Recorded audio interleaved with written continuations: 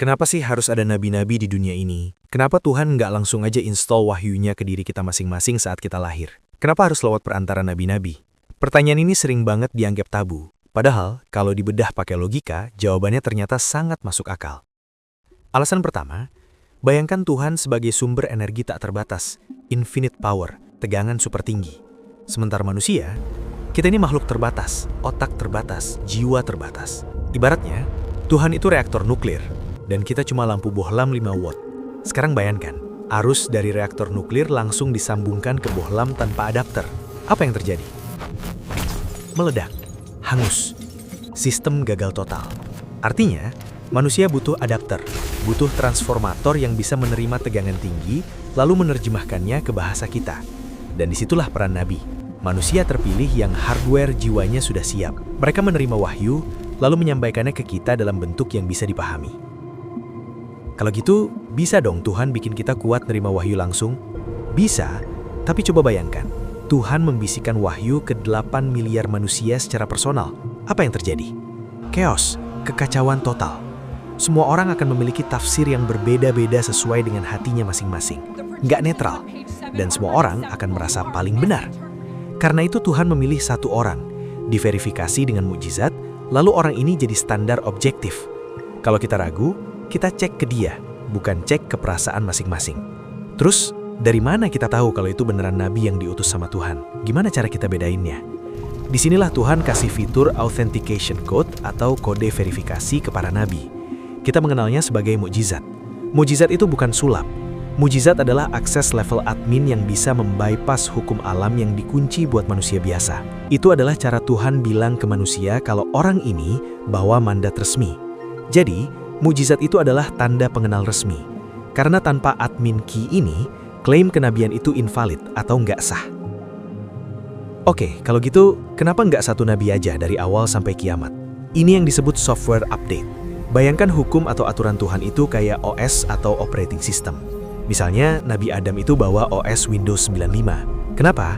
Karena masalah manusia saat itu masih basic. Belum ada perbankan global, belum ada rekayasa genetika. Kalau aturan zaman Nabi Adam dipakai buat ngurusin masalah kripto atau bioetik hari ini, ya nggak akan kompatibel. Makanya, Tuhan mengirim nabi secara bertahap, dan tiap nabi bawa update-nya masing-masing. Karena Tuhan itu pendidik, Tuhan ngajarin manusia pelan-pelan sesuai kurikulum kelasnya. Terus, bedanya nabi sama rasul apa? Kan sama-sama utusan. Jawabannya ada di skala job desk dan level update-nya. Tugas nabi mengingatkan kembali aturan lama tanpa merubah sistem inti. Jadi OS-nya tetap sama, cuma diperbaiki errornya. Sedangkan Rasul itu ibarat major update, kayak update dari Windows 10 ke Windows 11. Rasul datang bawa kitab baru dan hukum baru. Makanya jumlah Rasul jauh lebih sedikit, karena major update nggak terjadi setiap hari. Kenapa semua nabi diutusnya di Timur Tengah? Kenapa nggak di Antartika? Ini murni karena masalah geopolitik dan strategi distribusi. Coba lihat peta dunia kuno. Timur Tengah itu satu-satunya wilayah daratan yang menghubungkan 3 benua sekaligus, yaitu Asia, Afrika, dan Eropa. Timur Tengah adalah ruang tamu dunia, atau hub servernya peradaban. Karena jalur sutra lewat situ, pedagang dari China, India, Romawi, Mesir, semua meet up di situ. Jadi Tuhan taruh pemancarnya atau nabi di tengah keramaian itu. Ibarat pasang router wifi ya taruh di tengah rumah kan, bukan di pojok gudang. Jadi, lokasi itu dipilih karena fungsinya yang strategis, bukan karena rasnya. Tapi bukan berarti Tuhan nggak pasang server lokal di tempat lain. Karena di agama Islam disebutkan, dan tidak ada suatu umat pun melainkan telah ada padanya seorang pemberi peringatan. Artinya, ada kemungkinan besar Tuhan juga ngirim nabi ke suku Inka, ke tanah Jawa, ke China, atau ke Eropa kuno. Tapi mungkin skala mereka adalah lokal admin. Tugasnya spesifik untuk kaum itu aja, tapi head office dan press release utamanya dipusatkan di jalur tersibuk dunia biar gampang diakses. Terus, kalau sumbernya satu dari Tuhan, kenapa nama agamanya beda-beda? Kenapa nggak satu nama aja dari awal? Jadi, sebenarnya pesan inti semua nabi sama, yaitu tunduklah kepada Tuhan yang satu. Dan yang terjadi adalah branding oleh para pengikutnya, bukan sebutan resmi dari Tuhan saat itu. Misalnya, sebutan agama Yahudi merujuk ke suku Yehuda, dan sebutan agama Kristen juga merujuk ke pengikut Yesus, jadi itu nama para pengikutnya. Nah, di final update, Tuhan luruskan lagi, sebutannya bukan ke nama nabi, tapi ke kata kerja, yaitu Islam, yang artinya berserah diri. Kalau emang sistemnya software update, terus kenapa update-nya berhenti di Nabi Muhammad, padahal zaman makin gila? Jawabannya ada di konsep final release dan data integrity. Pertama, nabi-nabi terdahulu dikirim berulang karena ajaran nabi sebelumnya hilang atau terlupakan, jadi butuh di-restore ulang. Tapi di era nabi terakhir, wahyu yang turun bukan hanya ditulis, tapi juga dihafal secara masif. Al-Quran dijaga dengan sistem blockchain manual, dihafal miliaran orang dengan persis sama. Karena itu, source code-nya masih murni dan terjaga. Itu adalah tanda kepercayaan Allah Subhanahu wa Ta'ala kepada intelektualitas manusia akhir zaman. Yang kedua adalah kedewasaan manusia. Ibarat orang tua mendidik anak, waktu balita harus dituntun tangannya. Tapi ketika anak sudah dewasa, orang tua cukup kasih prinsip dasar atau core values. Sisanya, gunakan akalmu. Nabi Muhammad SAW sebagai nabi dan rasul terakhir nggak bawa aturan teknis kaku untuk setiap hal kecil, tapi membawa prinsip universal.